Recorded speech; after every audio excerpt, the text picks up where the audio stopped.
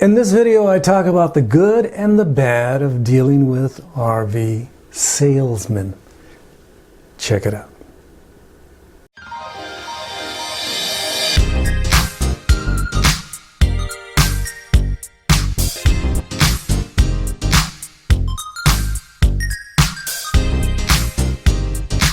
This is Jesús, Manuel, Mena, Garza. I hope you're having a really good day. In this short, very concise video, I'm going to talk about RV salesmen. I've been dealing with RV salesmen for several months now, in fact a couple of years. I'm searching currently for the perfect RV for my wife and I to buy eventually. We might buy it this summer, we may not.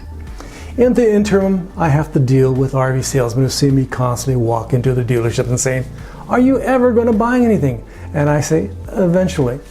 Some of them feel it's a waste of their time to deal with me. Others are very nice and very professional.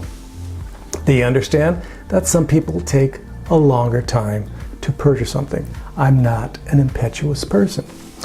So how do you deal with RV salesmen? I'm talking about two different things. The first thing is an RV salesman is not your new best friend. Typically, you're not going to go to their house and have a barbecue, swim in their pool, and sit on their sofa and watch football game. That's not going to happen. They're not going to be your friend. They're not going to come to your house and open up your refrigerator and grab a couple beers and sit by on the sofa so you can watch the game. That's probably, in 99.9% of the situations, not going to happen. So they are not your new best friend. They may smile. That's their job. If you're a salesman, you got to smile. Some people wear really nice clothes and are salesmen and look pretty sharp. They know all about the product. Some don't know anything about the product, and they just want to sell something to you that day. They don't want to sell it to you tomorrow. They want to sell it to you today. So that's one of the things I have to deal with constantly. They want to sell me something today, and I say, mañana, mañana, next day, maybe this summer. If everything works out, maybe this summer I'll buy something from you. And that usually irritates them quite a bit.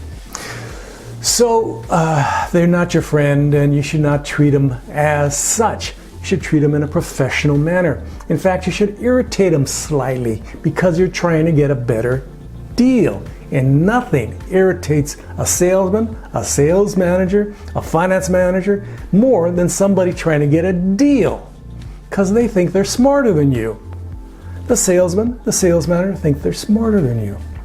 They want you to buy that travel trailer, that Class A, B, C, toy haul or whatever, hybrid, at the maximum price. They want to make the maximum profit. They don't want to give it to you for a little bit. As you very well know, most places discount their travel trailers and other products, 20, 30, 35% sometimes. So you can get a good deal on a travel trailer if you know what you're looking for. You should never pay full retail for a travel trailer in the United States unless it's Airstream pretty much sticks to their guns. They may give you a 10% discount if you're nice. I've never heard of anybody getting more than 20%, but that may have occurred. I don't know. Maybe there's some super negotiators out there.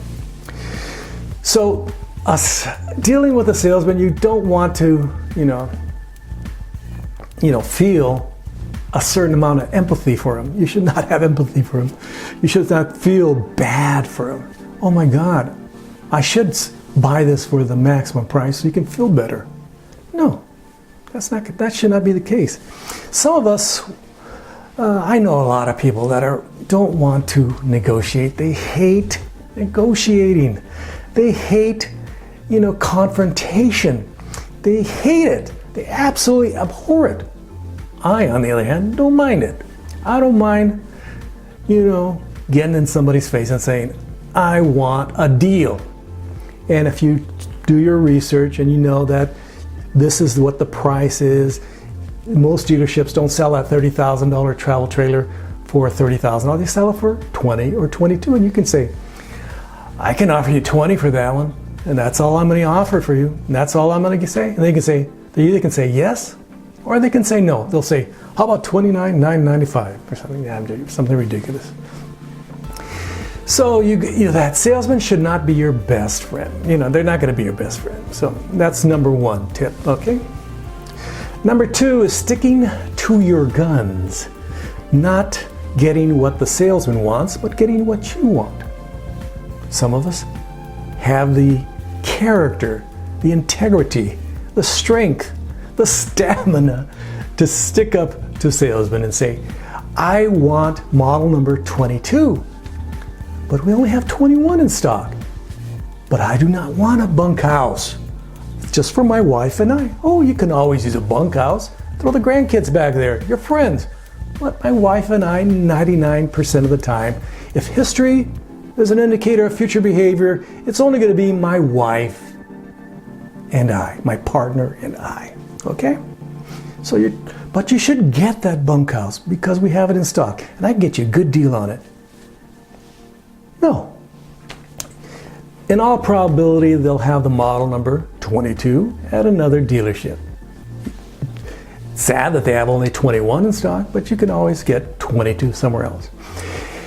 And finally, as part of that, sticking to your guns, understand that you get a good price plus T, and L.